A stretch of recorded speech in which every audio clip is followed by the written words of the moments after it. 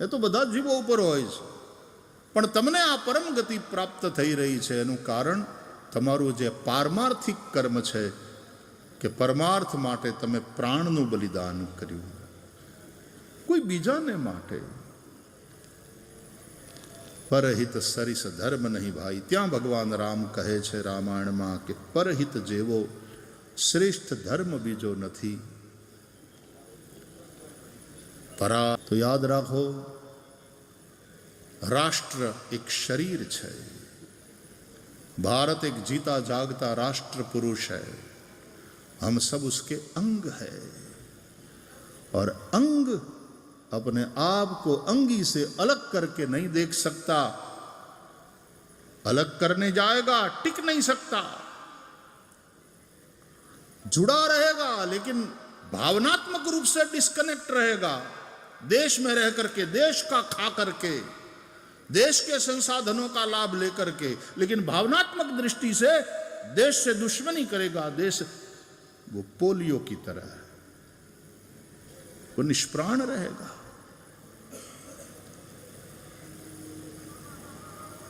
કોઈ અંગ, દરેક અંગ મહત્વનું છે પણ શરીર કરતા વધારે નહીં. ક્યારેક કોઈક અંગ સડી ગયું હોય તો ડોક્ટર્સ પણ એને બીજી ટ્રીટમેન્ટથી ઠીક છે. માણસને બચાવવા માટે, જીવનની રક્ષા માટે ક્યારેક એ અંગને કાપીને અલગ કરવું પડે છે. પણ યાદ રાખો, સમાજના બધા જ વર્ગના લોકો રાષ્ટ્ર પુરુષના અંગ છે. અને અહીંયાથી જે મગજનો આદેશ મળે ને એ પ્રમાણે હાથે કામ કરવાનું હોય, પગે કામ કરવાનું હોય. Heart and brain both are vital organs in our body. અને પછી એમ કે અમે બ્રેઇનનો આદેશ ન માનીએ, અમે ન માનીએ. એટલા માટે હું હંમેશા કહ્યા કરું કે દેહમાં જે વ્યવસ્થા છે એ દેશમાં લાવવી પડે. આપણું માથું છે ને એ બ્રાહ્મણ છે. બ્રાહ્મણોસ્ય મુખમાસીત વેદો કહે છે. ઋગ્વેદનું પુરુષ સૂક્ત, અન્ય વેદોમાં પણ છે પુરુષ સૂક્ત.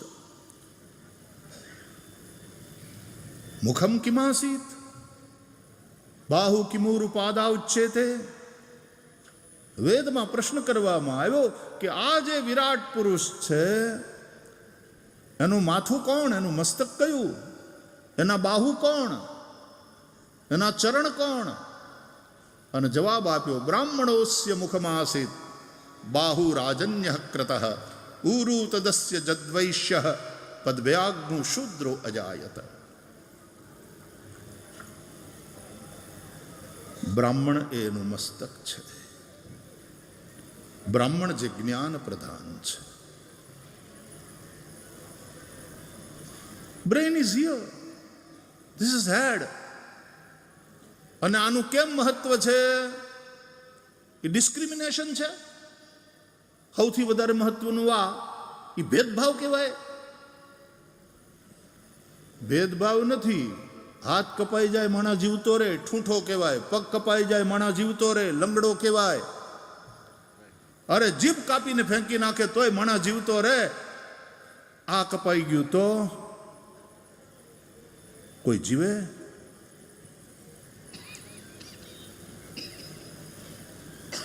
सिकंदर अपने गुरु के साथ जा रहा था. विश्व विजेता बनने के लिए निकला हुआ सम्राट मार्ग में एक नदी पड़ी. गुरु ने कहा सिकंदर से, उस मास्टर ने कहा अपने डिसाइपल से, तुम रुको सम्राट, मैं पहले नदी को पार करता. अनजान प्रदेश है, नदी हमारी जानी पहचानी नहीं है. और जानी पहचानी हो तो भी ये जो स्थान है नदी के, जिस प्रदेश में हम हैं, अजाने नीर में ना धसिए. तुम सम्राट हो, तुम्हारी जिंदगी ज्यादा मूल्यवान है। मैं पहले उतरता हूं नदी में, देखता हूं कहां पानी कितना गहरा है, कहां से हम पार कर सकते हैं, इसलिए सम्राट तुम यहां रहो, गुरु कहता है। અને સિકંદરે आदरपूर्वक कहूं कि मैं आपके इस आदेश का स्वीकार नहीं कर सकता हूं, मुझे क्षमा करें। लेकिन गुरुवर, सिकंदर दूसरा मिल जाएगा, आपके जैसा गुरु समाज को नहीं मिलेगा, इसलिए मेरी जिंदगी से भी आपकी जिंदगी ज्यादा कीमती है। ज्ञान की सुरक्षा हो, इस प्रज्ञा की सुरक्षा हो जो राष्ट्र का मार्गदर्शन करती है। सत्ता में जो बैठे हैं उनका भी, जो प्रजा है उनका भी, जो अधिकारी है उनका भी, सबका यथायोग्य और केवल केवल केवल व्यक्ति और राष्ट्र के कल्याण की भावना को ही मन में रखते हुए जो मार्गदर्शन करने वाली ऐसी प्रज्ञा शक्ति है, उसका महत्व है, वो ज्यादा महत्वपूर्ण है। मेरे जैसे कई सिकंदर कुर्बान, गुरुवर मुझे क्षमा करें, मैं आपकी जिंदगी को जोखिम में नहीं रख सकता। पहले मैं पार करूंगा, पहले मैं देखूंगा, यदि सब ठीक है तो फिर आपको ले जाऊंगा। ब्राह्मणोस्य मुखमासीत, अपना शरीर में जेम मस्तकનું સ્થાન અત્યંત મહત્વનું છે। Sometimes your heart is working very well, but you are brain dead. પછી લાઈફ સપોર્ટ સિસ્ટમ ઉપર જીવવું પડે, as good as vegetables. ડોક્ટરોને પૂછો, ડોક્ટરો એવું જ કહે।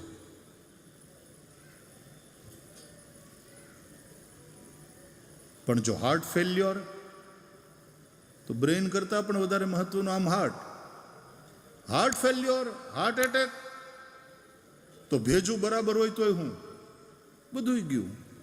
એટલે ભગવાન ક્યાં રહે છે? ભેજામાં નહીં, હાર્ટ ભ્રામયન સર્વભૂતાની યંત્રારૂઢાની માયા, ભગવદ્ ગીતા। અહીં ગોળી વાગે તો વાત પૂરી થાય। હાર્ટ ફેલ્યોર, હાર્ટ એટેક, વાત પૂરી થાય। હાર્ટ બરાબર છે, બ્રેન ડેડ,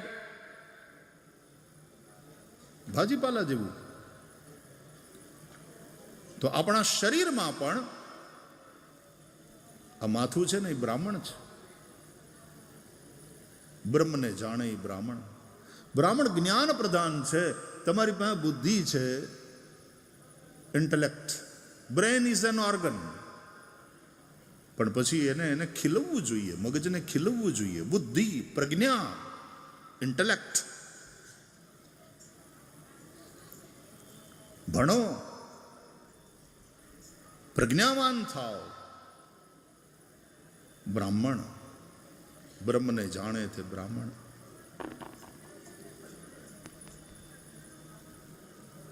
જ્યોત, અહીંયા આપણે આ કપાળમાં ચાંદલો શું કામ કરીએ છીએ? કોઈની પૂજા કરવી હોય તો એને નાકે ચોપડીએ તો ન હાલે, એના ગાલ ઉપર આમ ચોપડીએ તો ન હાલે, બાપજીના પેટ ઉપર લીટો કરીએ ચંદનનો, ન ચાલે, નહીં। કાં આપણે અહીંયા તિલક કરીએ છીએ, એની જ્ઞાન શક્તિની પૂજા છે, એ પ્રજ્ઞાનું પૂજન છે। અને કાં આપણે એના ચરણને ચંદન લગાડીએ, એ ચરણ એટલે કે એના આચરણની પૂજા છે। या तो प्रज्ञा पूजनीय है, या तो तदनुसार वो जो श्रेष्ठ आचरण है, सदाचरण है, उसकी पूजा होती है। तो मस्तक, આજ્ઞા ચક્ર અહીંયા છે। આ પેલા જે યોગ દર્શનની દ્રષ્ટિએ પણ જે ચક્રોની વાત છે, મૂલાધારથી લઈને એમાં વિશુદ્ધ ચક્ર અહીંયા કંઠમાં, એ આકાશ તત્વ પ્રધાન, અને આજ્ઞા ચક્ર અહીંયા। હાજી, શિખા રાખવાનો આપણે ત્યાં હિન્દુઓમાં રિવાજ છે. અને શિખા આ શિર એ દેહરૂપી મંદિરનું શિખર. શિર વચ્ચે ખ મૂકો, શિખર. અને એમાં શિખા ચોટલી એટલે શિખર ઉપરની ધજા. દેહો દેવાલય પ્રોક્ત. શિખા એ ધજા છે. તો કંઠ એ વિશુદ્ધ ચક્ર છે. આકાશ તત્વ પ્રધાન, મૂલાધાર એ પૃથ્વી તત્વ પ્રધાન. હવે એમાં આપણે નથી જવું, એ આખું યોગ દર્શન છે. અને મૂલાધારમાં ગણેશ અથર્વ શીર્ષમાં પાઠ કરીએ છીએ ને, ત્વમ મૂલાધાર સ્થિતોસि નિત્યમ ત્વામ શક્તિત્રયાત્મક ત્વામ યોગિનો ધ્યાયન્ત નિત્યમ.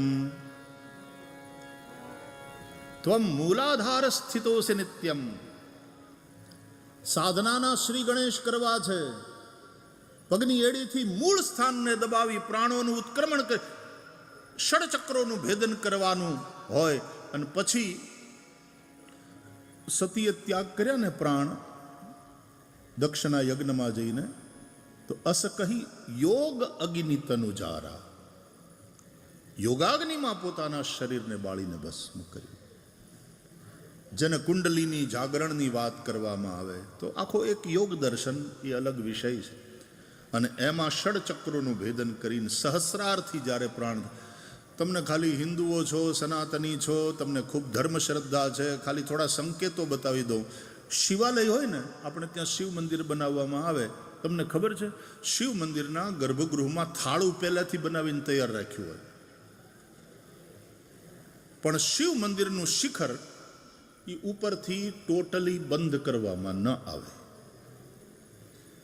જ્યારે પ્રાણ પ્રતિષ્ઠા થાય શિવ મંદિરમાં, ત્યારે જે શિવલિંગ હોય એ ઉપર, ઓલા શિખરની ઉપર જે ખાલું રાખ્યું હોય, થોડી જગ્યા રાખી હોય, ત્યાંથી શિવલિંગને ઉતારવામાં આવે.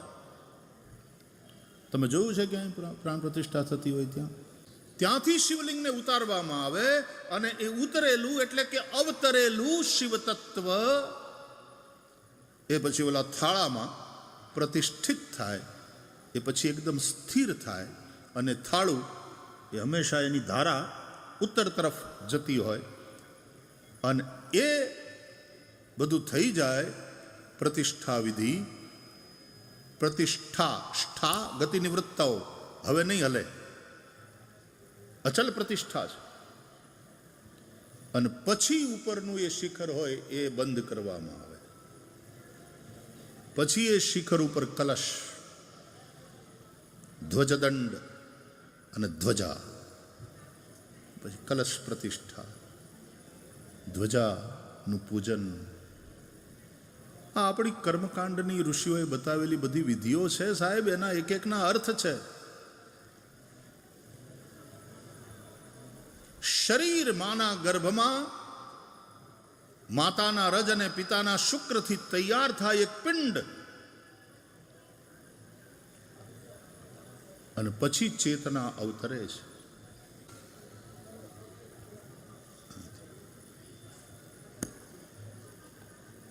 દિલ ધબકતું થાય છે.